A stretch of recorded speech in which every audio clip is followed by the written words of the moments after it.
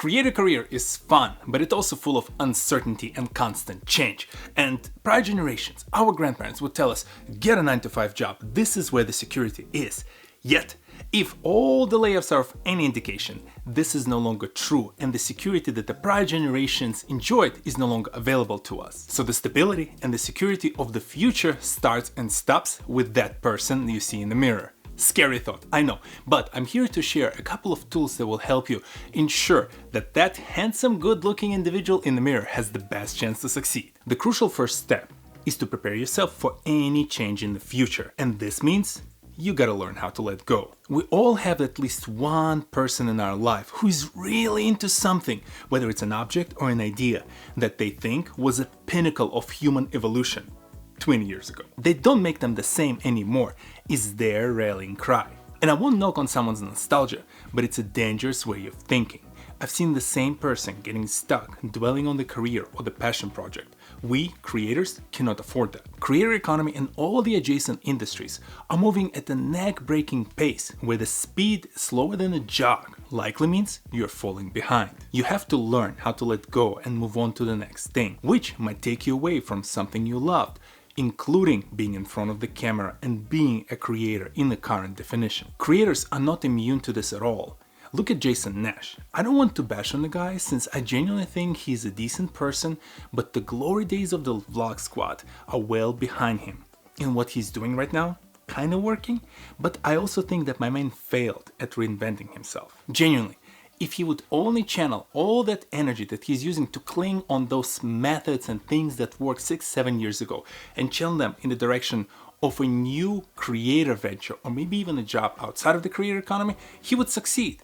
But this is also very tough unless you stay on top of the space you're in or the space that you're pursuing. One of the most critical skills that I acquired over the years is an ability to study and analyze any topic. Seriously, it feels like a hack. This skill is why I'm so comfortable with the change.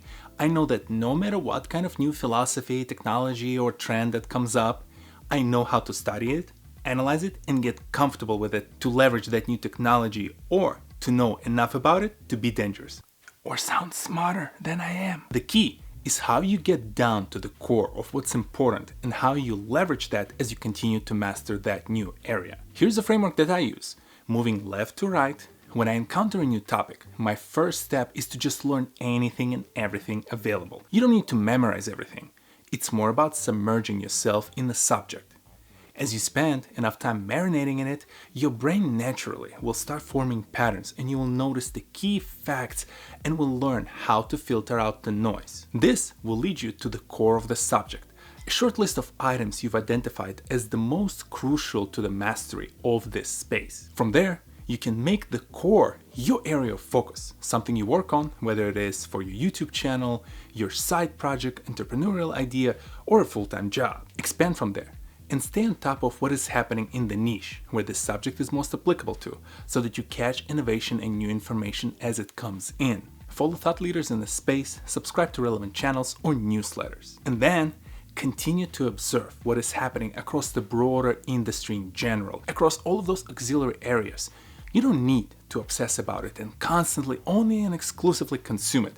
Just be aware so that if something makes a splash, a new technology, a new philosophy, a new way of thinking that changes the way things are working right now in your space, you are ready to repeat the same cycle and learn that new thing all over again. This method helps me in business and the creator career, but also it helps me in my personal life. I never cooked before this year, but beginning of the year, New Year's resolution, decided that I want to learn how to cook a little bit more. So I submerged myself in all sorts of cooking channels. I subscribed to a bunch of them. I started watching a lot of content about the techniques and technologies within the cooking space. I figured that the two core items that are key to the mastery of cooking are essentially the techniques and the ingredients. So now this is what I'm focused on. And whenever I pick up a new recipe to try out over the weekend, I always focus on something that will either teach me a new technique or will give me an excuse to try out a new ingredient. And hey, I'm no Gordon Ramsay by far 3 months into the year, but I'm definitely beating this guy who blew up an egg trying to warm it up in the microwave. A few bonus advices. Never hesitate to ask questions. There are no bad questions. The bad questions are the ones that were never asked. Always ask for feedback. Feedback is a gift, and if you find people who are willing to give it, always accept it because it will make you better. And never be the smartest person in the room. If you're the smartest person in the room, you're in the wrong room. It genuinely pains me to see when people who are way more talented than I am get stuck in their ways and never progress. Like, I wish I had their talent, and yet I'm watching them just wasting it. And this is why it's important for me to share this kind of techniques, this approach that I use in trying to keep up with those people who are way more talented than I am. And I hope that this now method can be part of your tool set as you explore things within the creator economy, maybe a new subject for your channel, or who knows, maybe the future opportunity for your career that might take you outside of this entire space. And you will notice how easy and simple this technique is after you applied it a couple of times. And who knows, maybe you and I will meet each other on the outskirts of new technologies and philosophies and new areas in our industry, just exploring and trying to figure out how to apply things that we learn over there on the outskirts and bring them back to the core of the creator economy to teach our fellow creators. I'll see you next Saturday. Peace.